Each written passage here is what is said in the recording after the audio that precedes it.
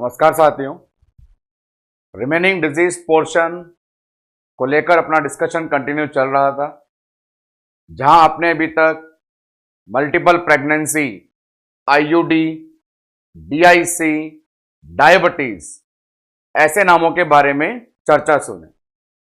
आज के लेक्चर में और अपने पास जो रिमेनिंग स्मॉल 2-3 कंडीशंस हैं उनको लेकर डिस्कशन चलेगा और साथ ही इन सभी रिमेनिंग डिजीज कंडीशन से एग्जाम में जितने भी एमसीक्यू आ चुके हैं उनका डिस्कशन चलेगा।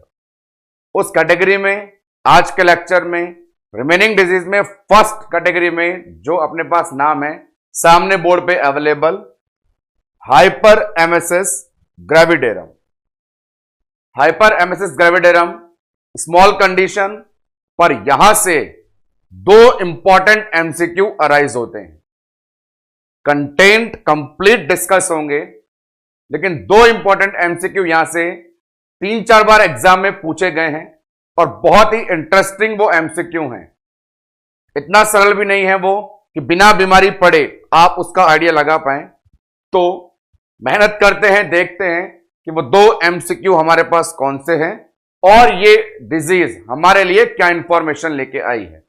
तो सबसे पहले बताएंगे इसका मीनिंग, वर्ड का मीनिंग क्या है। तो देखिए, हाइपर का मतलब ज्यादा, एमेसिस का मतलब वॉमिटिंग और ग्रेविडेरम जो शब्द है उसमें प्रेजेंट है हमारे पास में ग्रेविडा। तो ग्रेविडा का मीनिंग क्या हो गया? प्रेगनेंसी। तो समरी में इन तीनों लाइनों को जोड़ दें तो डेफिनेशन बन जाएगी, प्रेगनेंसी में एक्सेसिव वॉमिटिंग होना।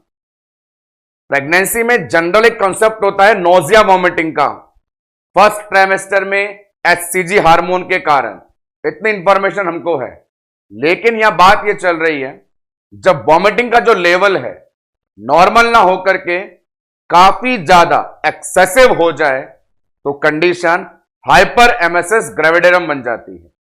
अब आपसे बोलें वॉमिटिंग ज्यादा हो रही है, कितनी ज्यादा? जवाब आएगा बहुत ज्यादा। अरे कितनी ज्यादा? अरे बहुत ज्यादा। अरे बहुत ज्यादा कितनी? तो उसके लिए एक डेफिनेशन बनी है, इतनी ज्यादा, इतनी ज्यादा, इतनी ज्यादा कि डिस्टर्ब कर दे वो ADL, activities of daily living. इतनी ज्यादा वॉमिटिंग आई कि प्रेग्नेंट फीमेल की एक्टिविटीज और डेली लिविंग डिस्टर्ब हो गई। क्या होती है ADL, activities of daily living? क्या होती है? जैसे सुबह उठना, ब्रश करना, टॉयलेट जाना, नहाना धोना, पूजा पाठ करना, ब्रेकफास्ट करना, पंचायत करना, फ्रूट्स लेना, खाना खाना, टीवी देखना, रेस्ट करना, वॉकिंग करना। दिन में करने के 50 काम होते, करे जाएं तो आलसपन छोड़ करके। पर यहां पे क्या हो रहा है? इन सब कामों की जगह क्या हो रही है? वॉमिटिंग।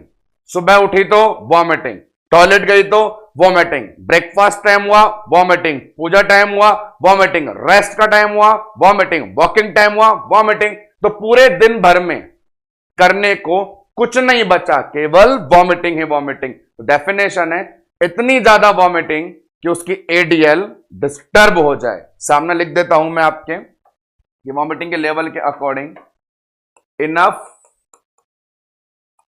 टू डिस्टर्ब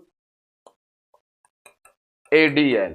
ये इसकी सबसे शॉर्ट एंड स्वीट डेफिनेशन है।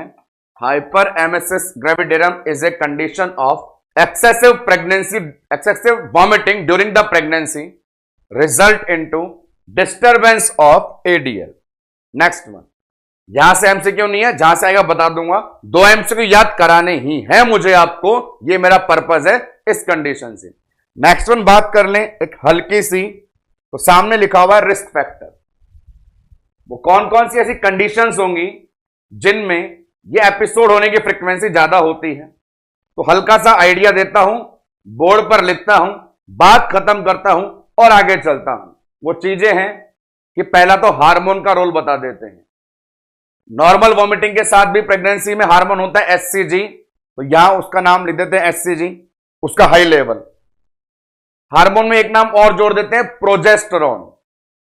जैसा कि अपन ने फिजियोलॉजिकल चेंजेस में देखा था, प्रोजेस्टेरोन के कारण ईसोफेगस और स्टमक के बीच का कार्डियक स्फिंक्टर रिलैक्स रहता है, जिससे फूड मटेरियल रीगर्जिटेट होता है, वॉमिटिंग की सेंसेशन करवाता है। दोनों हार्मोन का रोल। फिर एक कंडीशन ले लेते हैं डिजीज की, जिसमें एचसीजी का लेवल बहुत ज्यादा हो जाता है। जवाब मोलार प्रेगनेंसी। इसके अलावा बात करें और भी चीजें अपने पास है, प्राइमी पैरा, जैसा बताया भी गया था, जो फर्स्ट टाइम प्रेगनेंसी को कैरी कर रही है फीमेल, उनमें सभी आने वाले सिम्टम्स का लेवल ज्यादा होता है, क्योंकि उनका तो पहली बार होता है। और जब भी किसी भी इंसान का पहली बार होता है, पूछिए मत कि उसका क्या हाल होता है। वही लॉजिक यहां पर प्राइमी पैरा। इसके अलावा एलर्जी, ये बहुत कॉमन टर्म है, मर्दों में तो बड़े रेयरली मिलता है, पर फीमेल में हर दूसरे को पता नहीं किसी ना किसी से एलर्जी होती है। जब देखो नाक मुंह चिढ़ाती रहती, मुझे इससे एलर्जी है। होता भी है, स्मेल से कई लोगों को फीलिंग होती है ये कि किसी को देखते ही उबाक आ जाती है, वॉमिटिंग आ जाती है। यदि आपको किसी एलर्जी है, देखते ही वॉमिटिंग आ जाती है। एग्जाम्पल के लिए आप वेजिटेरियन हैं और सामने आप गुजर रहे हैं सड़क के, जहां पर कसाई काट रहा है बकरा, तो देखते ही क्या सेंसेशन आ जाती है, वॉमिटिंग की। तो एलर्जी, तो ये कुछ चीजें होती हैं जो वॉमिटिंग के लेवल को एक्स्ट्रा बढ़ा रही है। इसके अलावा बात यह भी चलती है, हमारे ओरल कैविटी और अपर जीआईटी ट्रैक्ट की म्यूकोसा मेम्ब्रेन को बनाए रखने के लिए विटामिन बी और सी का रोल होता है। सुना भी होगा आपने, जब भी मुंह में छाले पड़े, आपने बीकासूल का कैप्सूल लिया, और बीकासूल क्या था? Vitamin B. या फिर अपन जानते हैं बहुत फेमसली, दांत मसूड़े की मजबूती के लिए विटामिन सी, लिमसी अपन स्वेलो करते रहते हैं। तो ये विटामिन जो म्यूकस मेम्ब्रेन मेंटेन करने के लिए जिम्मेदार हैं, यदि वो डेफिशिएट हो जाएं, तो उनकी डेफिशिएंसी से म्यूकस मेम्ब्रेन डैमेज हो जाती है, और डैमेज होने से ये सेंसेशन और बढ़ जाती है, क्योंकि वहां पर हर फूड मटेरियल डायरेक्ट इरिटेंट की तरह काम करेगा। यदि म्यूकस मेम्ब्रेन प्रोटेक्ट रहेगी तो फूड मटेरियल इरिटेट नहीं करेगा, ट्रैक्ट में जाएगा।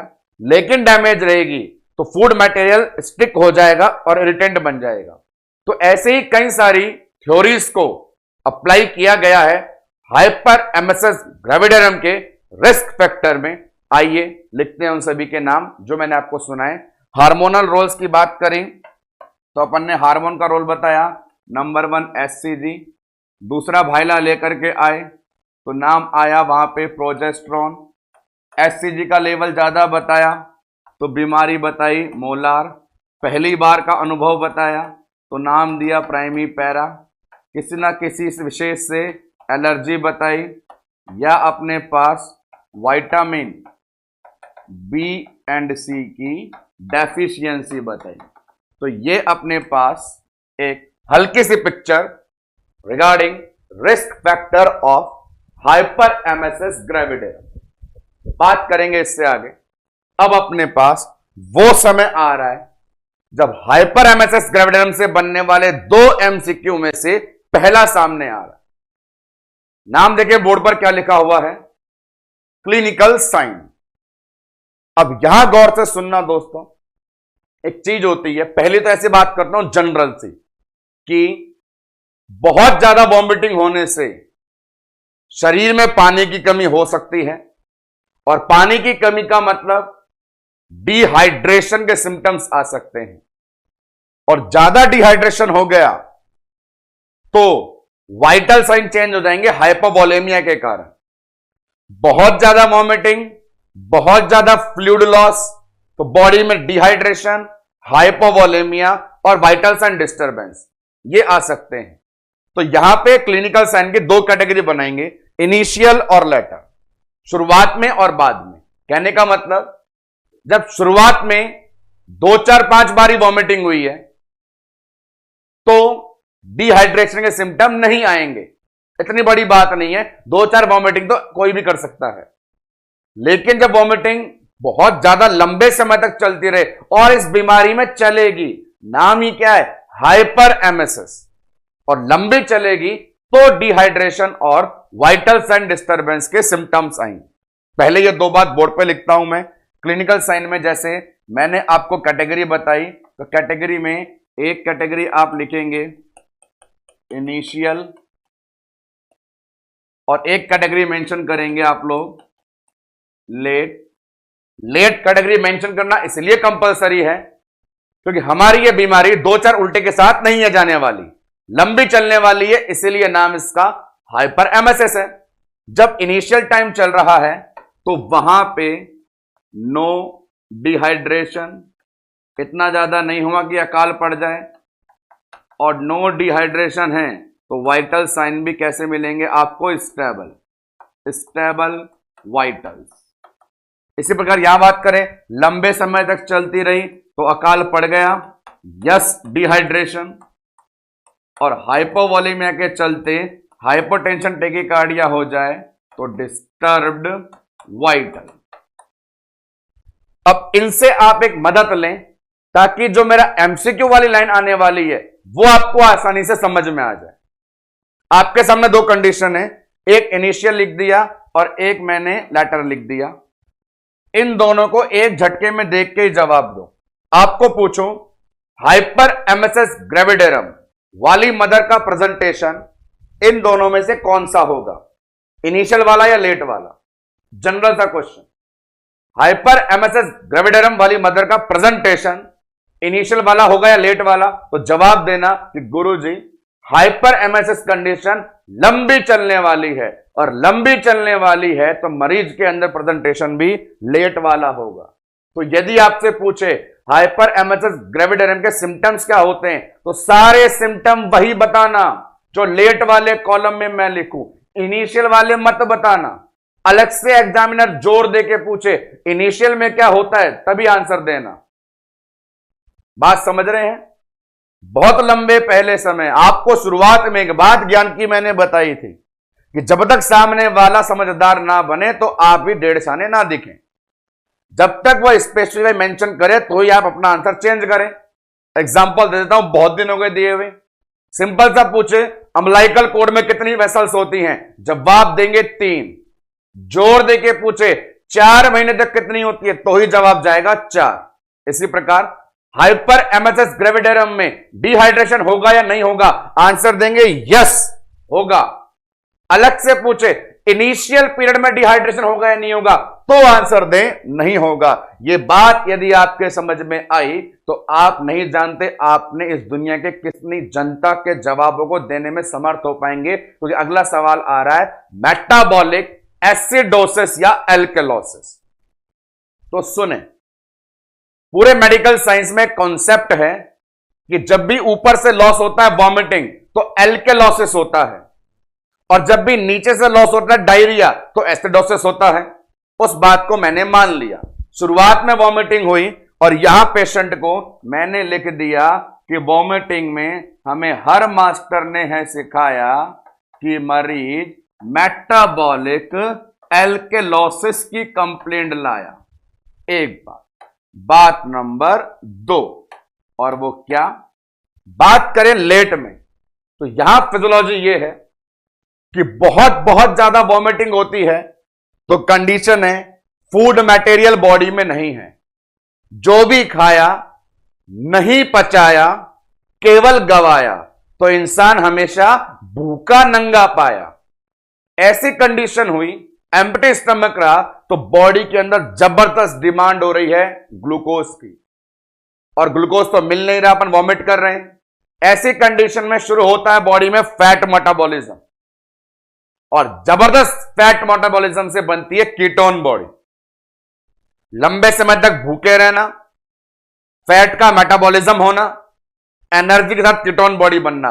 इतनी कीटोन बॉडी बन जाती है कि पूरी बॉडी में कीटोनिक नेचर एसिडिक नेचर हो जाता है, और वो नेचर कहलाता है मेटाबॉलिक एसिडोसिस। 2-4 उल्टियां करोगे तो इलेक्ट्रोलाइट लॉस करके, गैस्ट्रिक जूस लॉस करके एल्केलोसिस में आ जाओगे। कि लंबे समय तक वॉमिटिंग करोगे तो भूख मरते फैट पचा करके कीटोन बॉडी बना के एसिडोसिस में आ जाओगे। तो यहां पे लेट के अंदर आपको क्या मेंशन करना है? Metabolic acidosis. और बहुत सारे समझदार जीव जो सामने मजे ले रहे हैं ऑनलाइन क्लासेस का, वो अब समझ गए होंगे कि क्या एमसीक्यू पुटअप होने वाला है। और एमसीक्यू दोस्तों यही है, हाइपर एमएसएस ग्रेविडेरम का पहला विशेष एमसीक्यू यही है या आपसे एग्जामिनर पूछे कि इस कंडीशन में क्या होता है, एल्केलोसिस या एसिडोसिस, एल्केलोसिस या एसिडोसिस, तो मैंने क्या आपको सिखाया, जब भी परीक्षा वाला सिर्फ इतना पूछे तो सारा जवाब वही देना है जो लेट के कॉलम में आता है। आंसर क्या होगा, एसिडोसिस। जोर देकर के पूछे शुरुआत के समय में क्या होता है, तभी आंसर चेंज करना है, एल्केलोसिस। और जहां तक मैंने देखा एग्जाम्स के अंदर इस टॉपिक को लेकर एग्जामिनर ने कभी जोर नहीं दिया, सरल पूछा, और सरल पूछा तो जवाब ये देना है। तो तैयार हो जाइए फर्स्ट एमसीक्यू के लिए।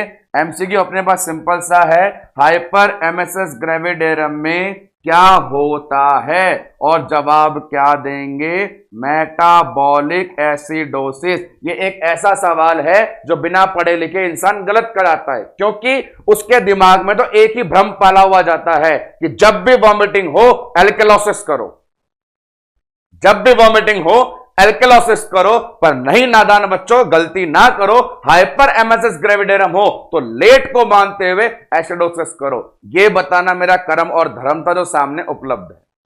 आते हैं दूसरे एमसीक्यू पे जो अवेलेबल है हमारे पास इस सेगमेंट से।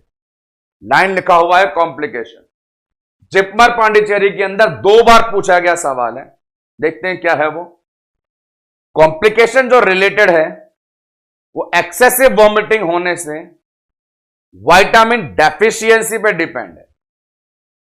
देखिए बहुत सारी वॉमिटिंग होगी, गैस्ट्रिक जूस, HCl, भयंकर एसिडिक नेचर, पूरे जीआईटी ट्रैक्ट में ईसोफेगस से लेकर के ओरल कैविटी की म्यूकस मेम्ब्रेन तक छाया रहेगा, बार बार खाना फेंकते रहेंगे, तो इस पूरे ट्रैक्ट के अंदर जितने भी विटामिन थे बी और सी म्यूकोसा मेम्ब्रेन बनाने के लिए, वो सब भी लॉस होते रहेंगे।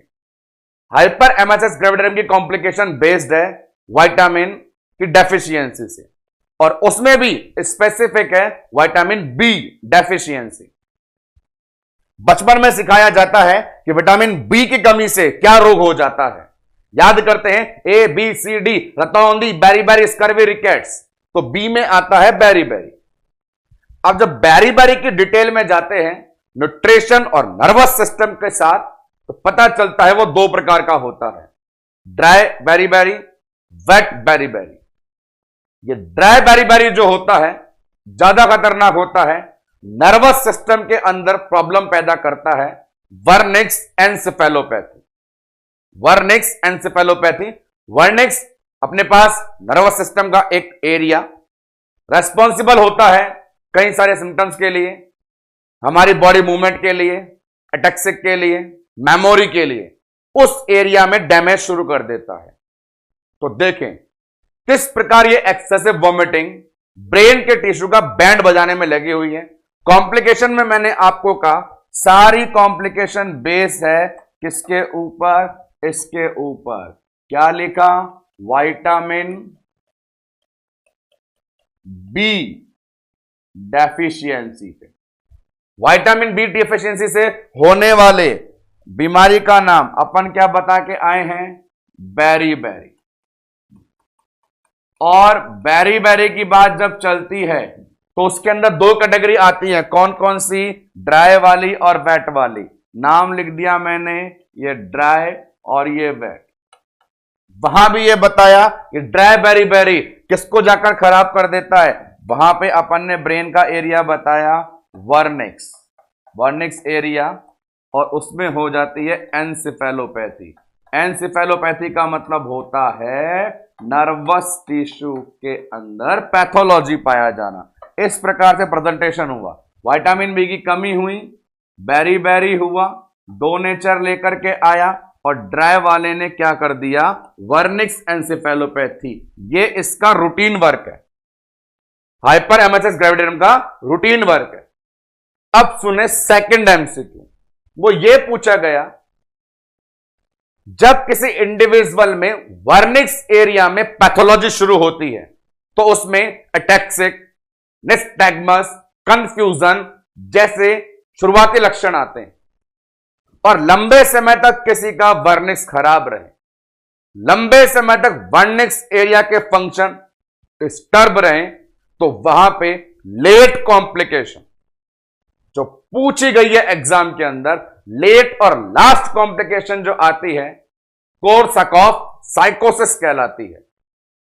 कोर्सक ऑफ साइकोसिस, और साइकोसिस का मतलब होता है जब इंडिविजुअल इंसाइट लॉस करता है, उसकी कंप्लीट मेमोरी लॉस हो जाती है। मैं कहां हूं, मैं क्या कर रहा हूं, तुम कौन हो, complete memory loss, psychotic symptom आना शुरू हो जाते हैं, कोर्सक ऑफ साइकोसिस बोलते हैं। और यह ऑप्शन आपसे एग्जाम में पूछा गया है कि हाइपर एमएसएस ग्रेविडियम की लेट और लास्ट कॉम्प्लिकेशन क्या होती है। तो आइए देखें, वर्निक्स एन्सेफेलोपैथी से लास्ट वन अपने पास क्या हो गया, जो एग्जाम का क्वेश्चन बना, कोर्सक ऑफ साइकोसिस, जिसके अंदर पेशेंट को हो गया लॉस ऑफ मेमोरी, और ये सवाल एग्जामिनर एज ए कॉम्प्लिकेशन पूछ गया। तो यहां बात समझने की है, जो डिहाइड्रेशन वाली बात थी वो तो सिम्टम है हाइपर एमएसएस का।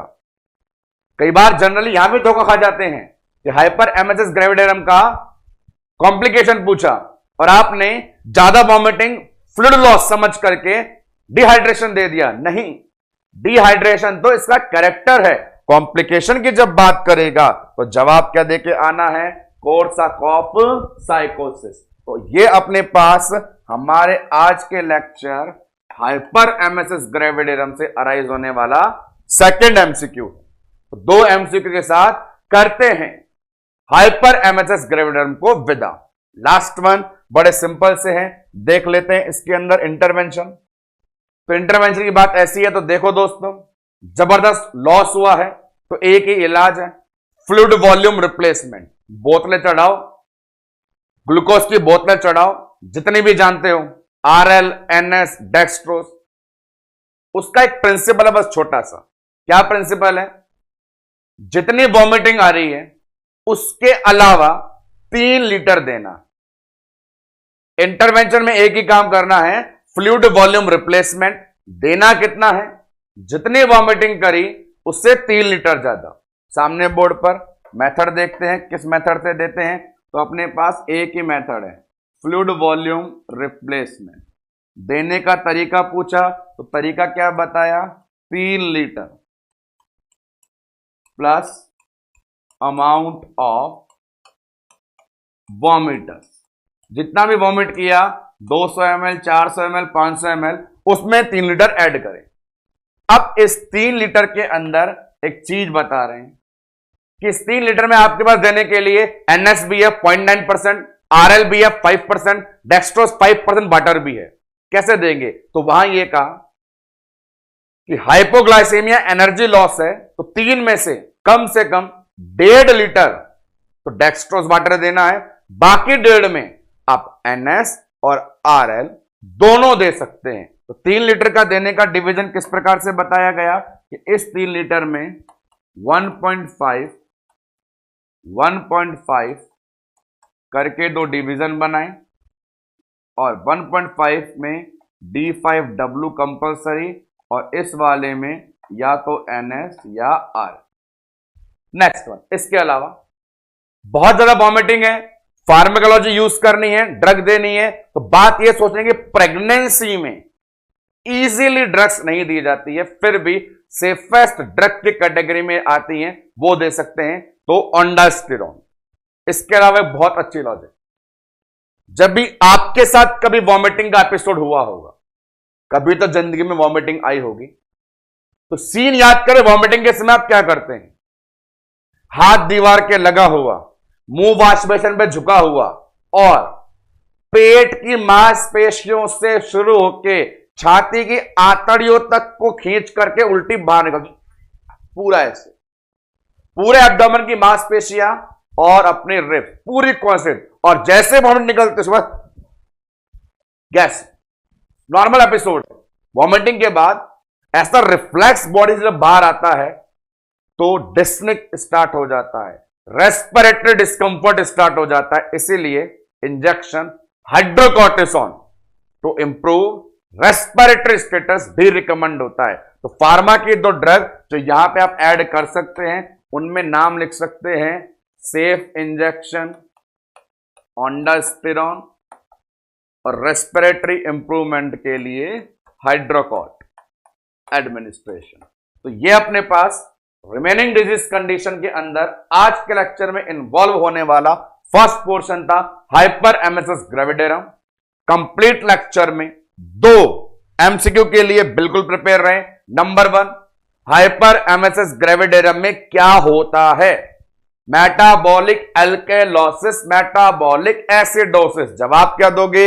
एसिडोसिस। नंबर 2, लास्ट और लेट कॉम्प्लिकेशन क्या होती है? जवाब कोर्साकॉफ साइकोसिस। का मतलब मेमोरी लॉस जैसे सिम्टम आना, जिसकी शुरुआत ब्रेन के वर्निक्स एरिया में पैथोलॉजी से हुई थी। That's it. Move forward. अगली disease condition, small disease condition क्या है? इंफॉर्मेशन सामने बोर्ड पे ये लीजिए। एनीमिया ब्लड चैप्टर में बड़ा डिटेल से चलने वाला एनीमिया, और यहां ओबीजी में क्या इसका कंट्रीब्यूशन है। यहां ओबीजी में सामने जो सवाल है, सबसे पहले आ जाए अबाउट में। तो अबाउट के अंदर इसके बारे में सामान्य जानकारी, और वो ये प्रेगनेंसी में मोस्ट कॉमन कौन सा एनीमिया होता है और उसके पीछे प्रिंसिपल क्या है। तो फिजियोलॉजिकल चेंजेस ड्यूरिंग प्रेगनेंसी की कसम आपको सनम की आप जवाब बता के जाएंगे। वहां हमने सीखा था फिजियोलॉजिकल एनीमिया, हीमोडाइल्यूशन। हीमोडाइल्यूशन का मतलब बहुत ज्यादा प्लाज्मा होने से हीमोग्लोबिन कंसंट्रेशन कंपैरिजन में कम हो जाती थी।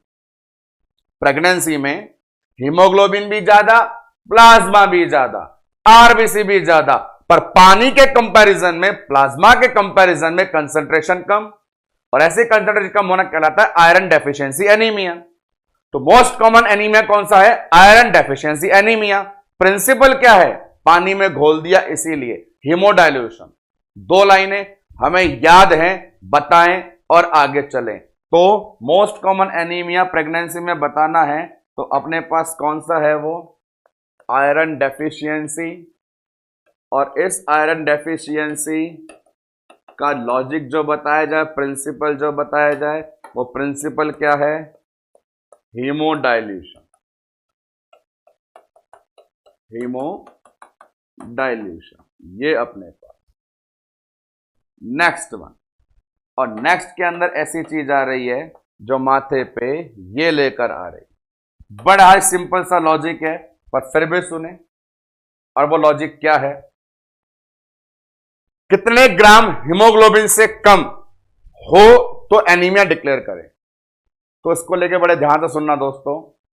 लेस देन 10 और लेस देन 11 को लेके बहुत बड़ी कंट्रोवर्सी है।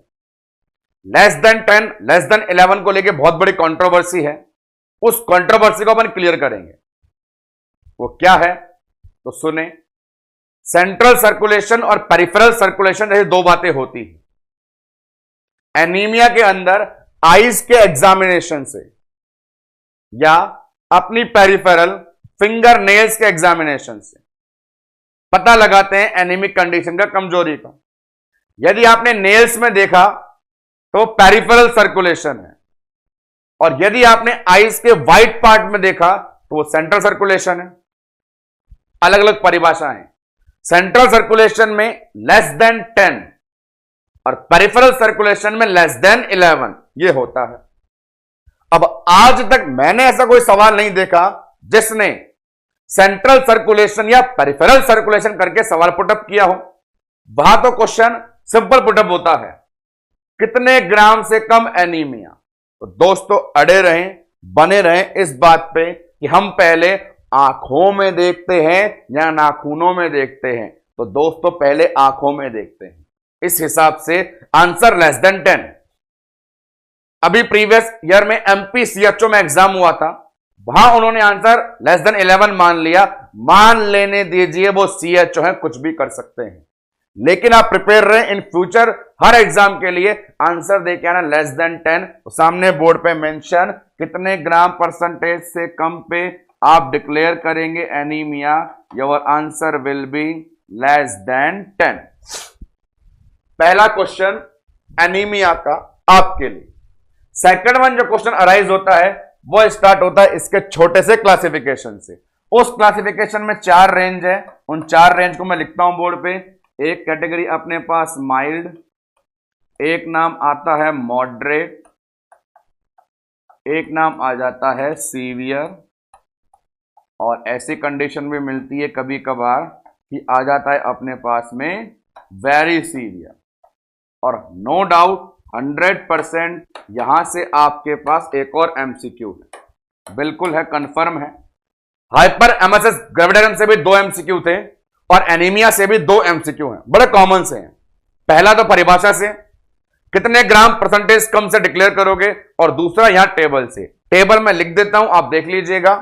फर्स्ट वन जो माइल्ड कैटेगरी है वो नेचर है 8 से 10 की रेंज। मॉडरेट कैटेगरी जो है 8 से 7 की रेंज। सीवियर कैटेगरी जो है लेस देन 7, और वेरी सीवियर है लेस देन 4 ग्राम परसेंटेज।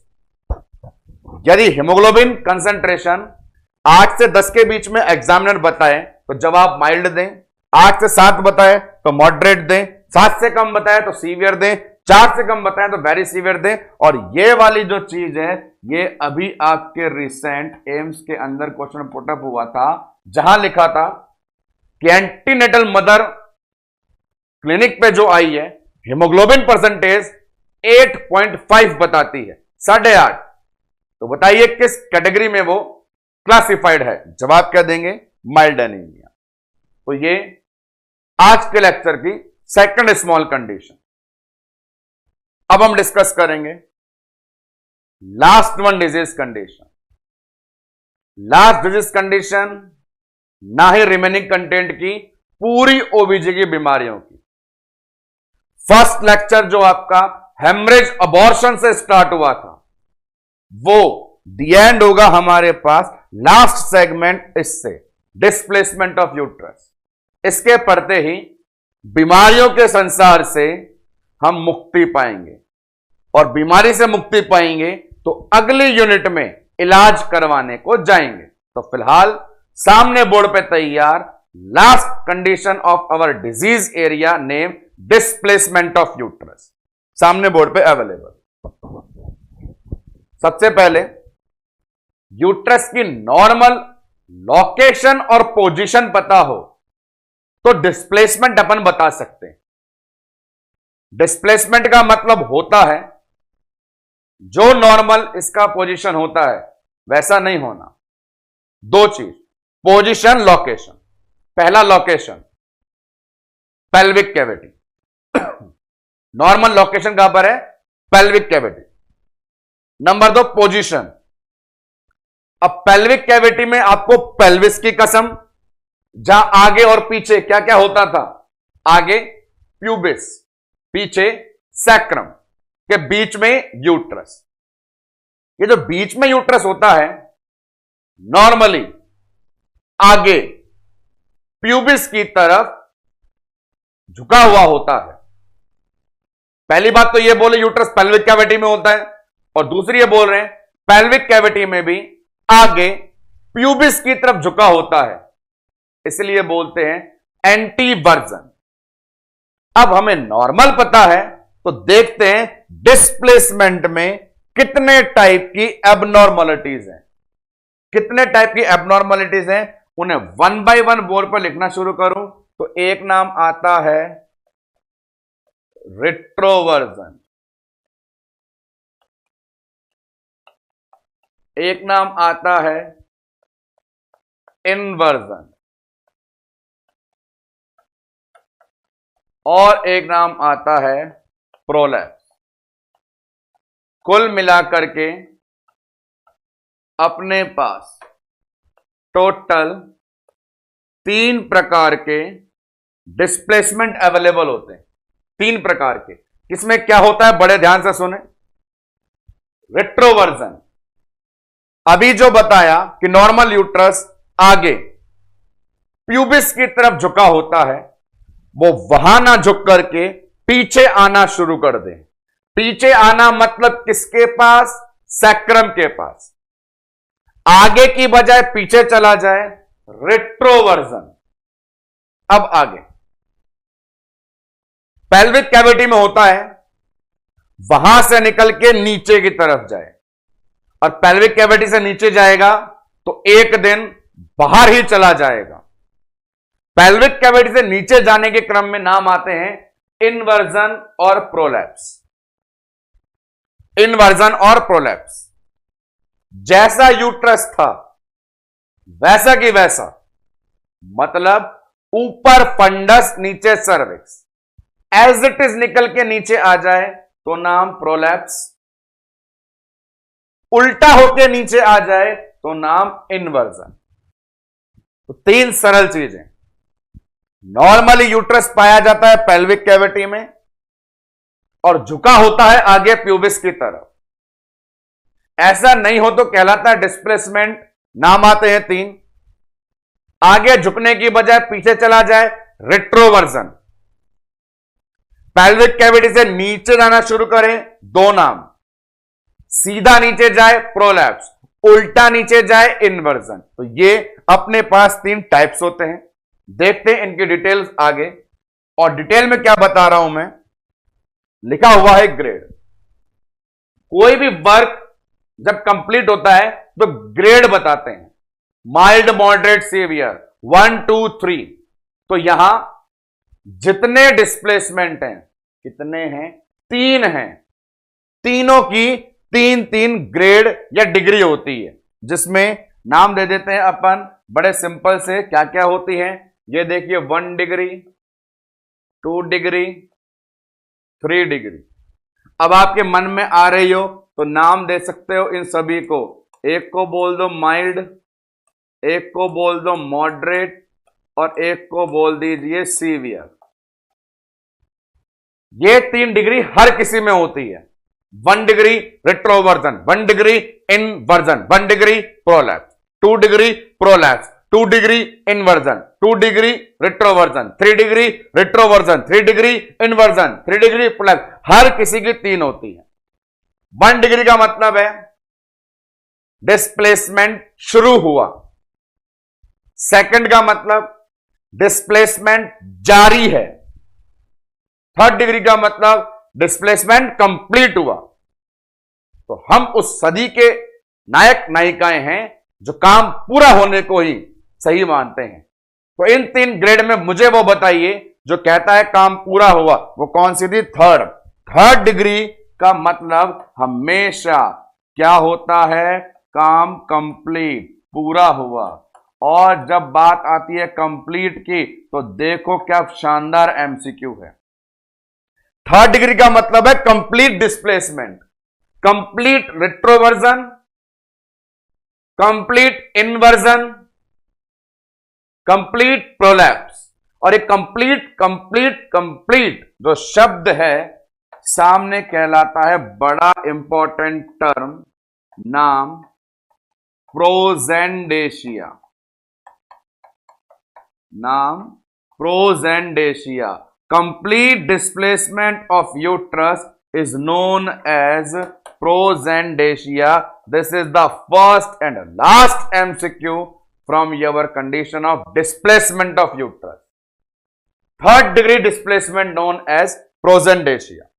अब एक बात, हर डिस्प्लेसमेंट का मतलब है यूट्रस ठिकाने पे नहीं है, या तो वो पीछे सैक्रम पे गया या वो नीचे बाहर गया। तो ये डिस्प्लेसमेंट जो हो रहा है इनका इलाज होता है इमोबिलाइजेशन। यदि इसे यूट्रस को हिलने डुलने ही ना दिया जाए तो बता कैसे पीछे आएगा और नीचे आएगा? अपनी जगह पे बनाए रखना हमारा उद्देश्य है। डिस्प्लेसमेंट सही करना। डिस्प्लेसमेंट सही होगा जब यूट्रस अपनी जगह पे बना रहेगा। अपनी जगह पे बनाए रखना कहलाता है इमोबिलाइजेशन। और इमोबिलाइज करने वाली डिवाइस जो डिस्प्लेसमेंट ऑफ यूट्रस में यूज आती है उसे बोलते हैं pessary. Pessary are the artificial device used in the case of displacement of uterus। Uterine displacement condition में यूज करी जाने वाली आर्टिफिशियल डिवाइस का नाम क्या होता है?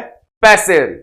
जिस प्रकार सामने डायग्रामेटिक प्रेजेंटेशन भी अवेलेबल है कि अपन ऐसे एक्सटर्नल फिंगर के थ्रू इस पैसेरी को यहां पे लगा करके आ गए। यहां पे लगाने से यूट्रस अपनी जगह पर ही इमोबाइलाइज रहा और नीचे खिसक करके नहीं आया। तो कुल मिलाकर के अपनी जगह पे बनाए रखना कहलाता है पैसेरी का यूज करना। तो ये अपने पास ग्रेड, इतना ही डिस्कशन है। अब बात कर लेते हैं जो 3 नाम थे उन हर एक को अलग अलग। जैसे सामने बोर्ड पे नाम है रेट्रोवर्जन। अब रेट्रोवर्जन में आप मुझे बताइए नीचे गया कि पीछे गया? तो जवाब था पीछे गया। तो पीछे गया में ग्रेड 3 आ जाती है, अपन ने पढ़ा भी है। तो बड़ा सिंपल आप बोल सकते हैं, ये लीजिए 1 डिग्री, 2 डिग्री और 3 डिग्री। सामने डायग्राम में देख लीजिए, ये एक डायग्राम और ये हैंड डायग्राम भी। इसे देखें, नॉर्मली आगे प्यूबिस के पास, ये प्यूबिस है, सैक्रम है। नॉर्मली आगे प्यूबिस के पास 1 डिग्री में इसके पास, ये कौन है? S1। S2 में यहां पे ये वाला इलाका क्या कहलाता है? होलो ऑफ सैक्रम। 3rd डिग्री में कहां पर? जॉइंट से नीचे, जॉइंट से नीचे या सर्विक्स के ओस से भी नीचे। यदि एग्जामिनर पूछ ले एग्जैक्टली कि 1 डिग्री, 2 डिग्री, 3 डिग्री में कहां कहां होता है, तो वो डायग्राम सामने दिखा रहा हूं। 1 डिग्री रेट्रोवर्जन में यूट्रस पीछे S1 पे है। 2nd डिग्री रेट्रोवर्जन में यूट्रस पीछे होलो एरिया पे है।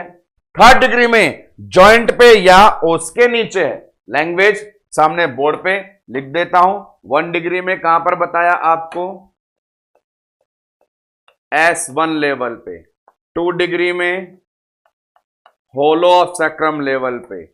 3 डिग्री के अंदर बिलो द ओस, बिलो द ओस। ऐसे ही बात करें नेक्स्ट वन कंडीशन, उसको देखें, नाम लिखा हुआ है इन्वर्जन।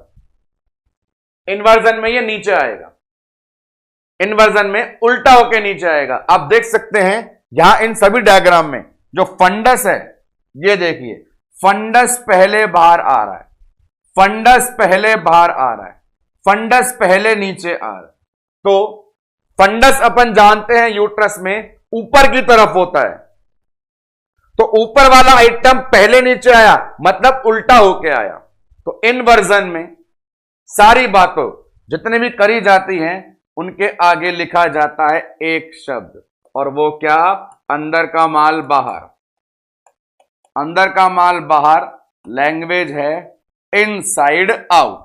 और फिर इसके अंदर बैठ के बता दो वापस से 1 डिग्री, 2 डिग्री और 3 डिग्री।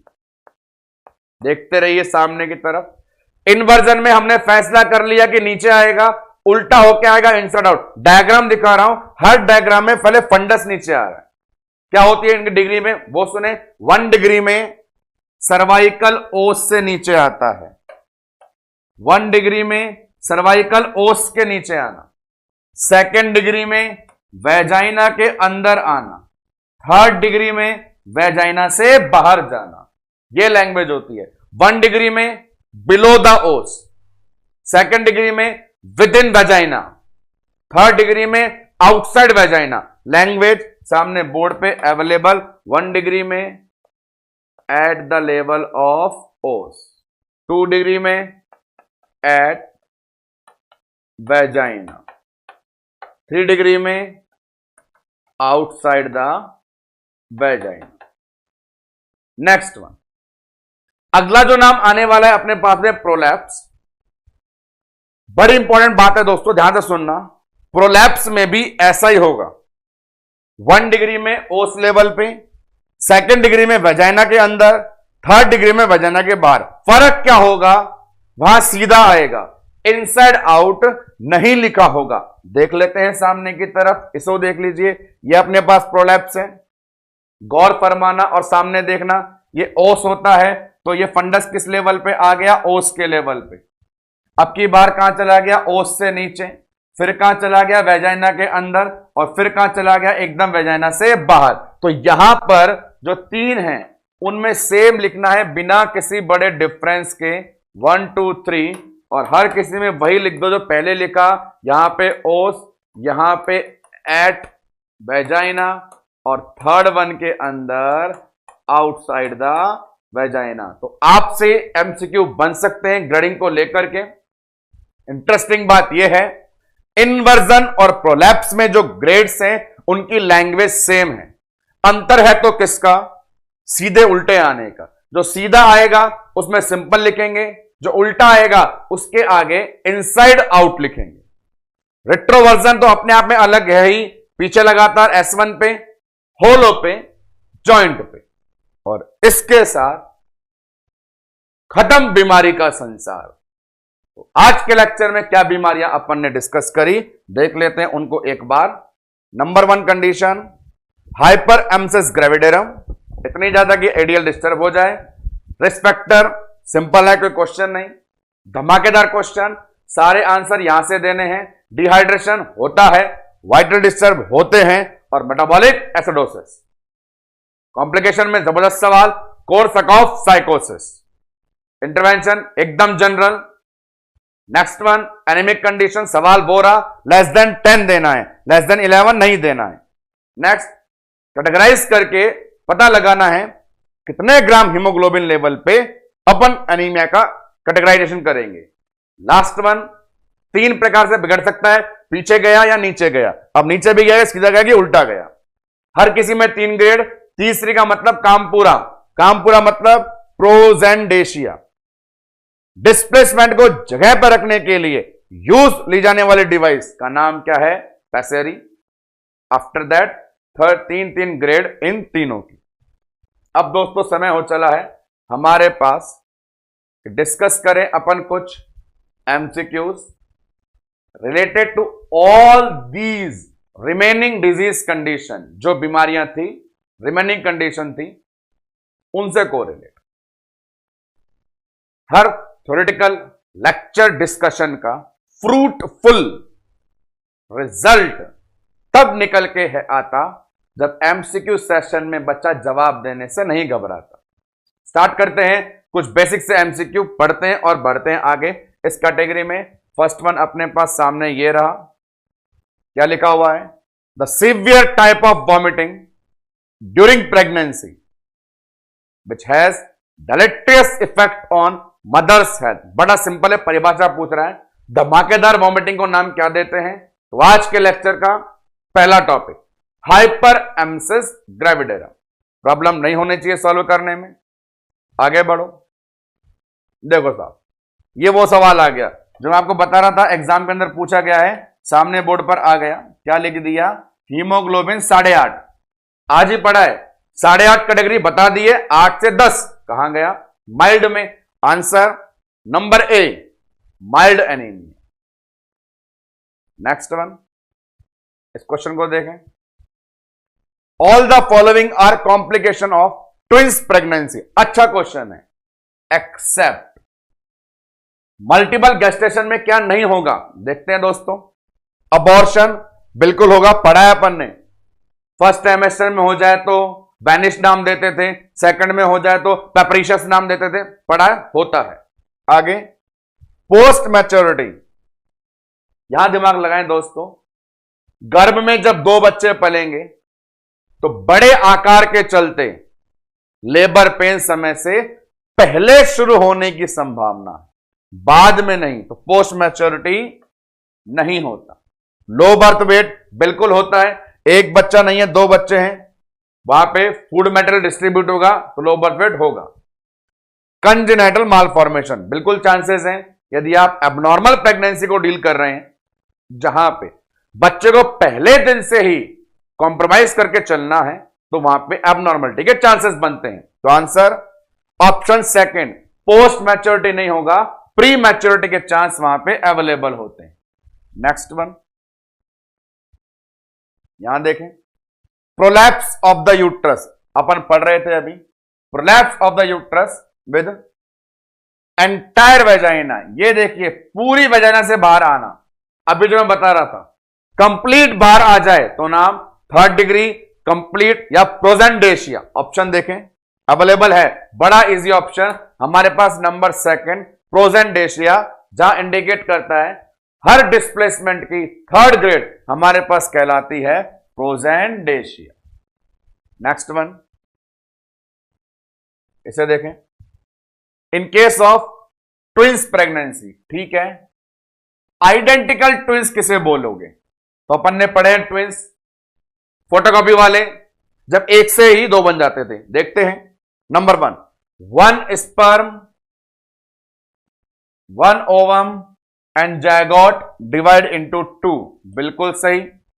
टू स्पर्म गलत, फिर टू स्पर्म ये गलत, वन स्पर्म टू ओवम ये गलत। थोड़ा सिंपल सा लॉजिक है, पढ़ा है अपन ने। एक स्पर्म, एक ओवम, एक जायगोट और डिवाइड होकर के दो बच्चे। कौन से twins? Monozygotic twins, identical twins. इस अकॉर्डिंग आंसर सामने बोर्ड पे ऑप्शन ए। आगे बढ़ते हैं अपन नेक्स्ट वन की तरफ। अगला क्वेश्चन क्या लेके आ रहा है रिमेनिंग कंडीशन से हमारा, इसे देखिए। बाइनोविलार, बाइनोविलार का मीनिंग हो गया अपने पास में दो ओवम। कौन सी कंडीशन? डाइजाइगोटिक या फ्रेटर्नल। बड़ा सिंपल आंसर देना है, two ovum two sperm. Answer कहां पर है अपने पास? Answer option B, two ovum two sperm. बिना रुके आगे बढ़े, चले। द टर्म डाइजाइगोटिक ट्विंस, ठीक है। अब वापस से डाइजाइगोटिक को पूछ रहा है, क्या पूछना चाहता है देख लेते हैं। Number one, develop from two separate ova and sperm, सही है। Been born several hours apart from each other, ये गलत है। इस लाइन का मतलब है पहला बच्चा पैदा होने के बाद बहुत समय के बाद दूसरा पैदा होता है, बिल्कुल नहीं। डिलीवरी तो एक साथ ही होती है। Next, develop physically at different rates from each other, ये भी सही है। पर यह बात चल रही है फिजिकली की, कि जो ग्रोथ होती है डेवलप एक दूसरे से बहुत अलग होती है, नहीं, दिखते एक दूसरे से अलग हैं, अपीयरेंस अलग अलग होती है, पर ग्रोथ एंड डेवलपमेंट रेट तो अकॉर्डिंग टू माइलस्टोन ही होती है। Next one, develop in one amnion one Korean, बिल्कुल गलत। डाइजाइगोटिक है तो कंफर्म दो एमनियन और दो कोरियन। इस पॉइंट ऑफ व्यू से आंसर ऑप्शन ए जो सही बताता है हमें डाइजाइगोटिक के बारे में। नेक्स्ट वन, इधर देखें। मोनोजाइगोटिक फिर आ गया। मोनोजाइगोटिक में क्या होता है? सेम सेक्स, 100% सही है। मोनोजाइगोटिक एक से दो बने हैं तो डिफरेंट सेक्स तो हो नहीं सकता। आगे बी गलत है। सेम ब्लड ग्रुप, ये भी ठीक है, ब्लड ग्रुप भी सेम होता है क्योंकि जेनेटिक मटेरियल एक ही है, इसीलिए ए और सी आंसर अपने पास ऑप्शन डी परफेक्ट है। आगे बढ़ो, चलो। Potential women for gestational diabetes, ठीक है। All of the following except, ये आपका पीजीआई का क्वेश्चन है, पूछा गया। बड़ा सिंपल है, सामने ऑप्शन देखें और डायग्नोस करें कौन सी फीमेल डायबिटीज के रिस्क पे नहीं है, पूछा गया। Except number one, history of overweight, पढ़ा है अपन ने, डायबिटिक होगी। प्रेजेंस ऑफ पॉलीहाइड्रेमिनस, वर्तमान में पॉली डायबिटीज होगी। ओबेसिटी, एमएसएन का रिस्पेक्टर, और ये एज लेस देन 30 ईयर, जी नहीं। फीमेल्स में, प्रेग्नेंट फीमेल में कॉम्प्लिकेशन के चांसेस बनते हैं जब वो 30 ईयर एज के आगे क्रॉस करते हैं। इस पॉइंट ऑफ व्यू से बड़ा सिंपल है कि ये फीमेल सेफ है, ये सेफ है, इसमें डायबिटिक रिस्क नहीं है। Answer option D. चलो आगे बढ़ो, क्या लेके आया? सिंपल सवाल लेके आएगा। फीमेल पेशेंट है और क्लोमिफेन सिट्रेट थेरेपी चल रही है। मल्टीपल प्रेगनेंसी में था, मैंने आपको रटाया कि ओवुलेशन इंड्यूसिंग ड्रग का उदाहरण क्लोमिफेन सिट्रेट होता है, जिसके यूज से हाइपर स्टिमुलेशन से मल्टीपल प्रेगनेंसी। सवाल यही है कि यदि इतिहास रहा है क्लोमिफेन सिट्रेट खाने का तो भविष्य में क्या गुल खिलाओगे? एक साथ दो बच्चों को लेके आओगे। Multiple pregnancy option second B. आगे बढ़ते हैं, नेक्स्ट वन, इसे देखें। The type of uterine prolapse, ठीक है, prolapse which the uterine body descend to completely outside the, same question आ गया कि कंप्लीट आउटसाइड अपन थर्ड डिग्री या प्रोजेंडेशिया बोलते हैं।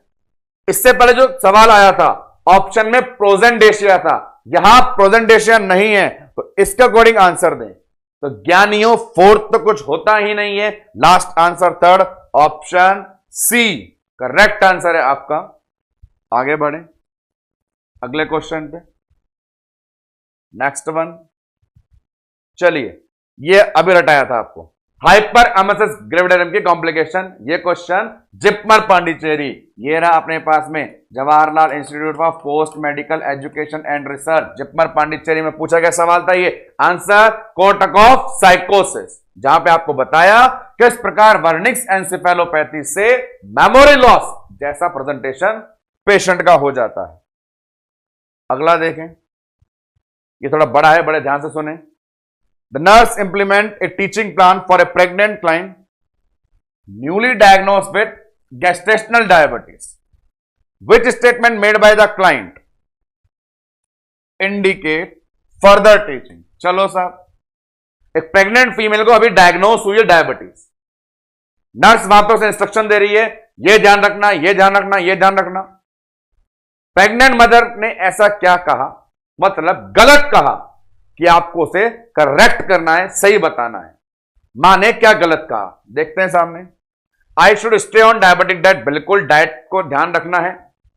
I should perform glucose monitoring, हां घर बैठे जांच कर सकते हो, कोई समस्या नहीं है। I should avoid exercise because negative effect on insulin, ये गलत है भाई, अवॉइड नहीं करना। हम तो इंस्ट्रक्शन देकर के आते थे और वहां पर स्विमिंग, वॉकिंग, जॉगिंग बताते थे, तो मम्मी ये क्या बोल दिया, ये तूने गलत बोल दिया और ये मेरा आंसर बन गया। Last one, I should be aware of any infection, बिल्कुल ठीक बात है, आप डायबिटिक हैं तो इन्फेक्शन के लिए अवेयर रहें। That's point of view, all statements are correct given by the pregnant mother, but when she told regarding avoidance of exercise, this will work as a negative effect, need further teaching by the nurse, so your answer will be option C। आगे बढ़ते हैं, सवाल बड़ा आ जाए तो क्या हुआ, जवाब तो बड़ा सरल ही था उसका। अगले पे चलो, क्या बोल रहा है। हाँ भाई, ये रटा दिया मैंने आपको। डायबिटीज के अंदर जब मैंने 5 इंपॉर्टेंट पॉइंट बताए थे, उनमें से एक बताया था हाई कॉम्प्लिकेटेड कब होता है, लेबर एंड डिलीवरी। सवाल है डायबिटीज वाली कंडीशन को कब मैनेज करना बहुत भारी काम हो जाता है, जवाब जब समय लेबर डिलीवरी का आता है। नेक्स्ट वन, इसे देखें, यह बड़ा सिंपल, यह भी याद है कि जनरल रूटीन स्क्रीनिंग कब करते हैं, 24 से 28 में। यदि बात आती हाई रिस्क स्क्रीनिंग की, आंसर होता 8 से 12 वीक।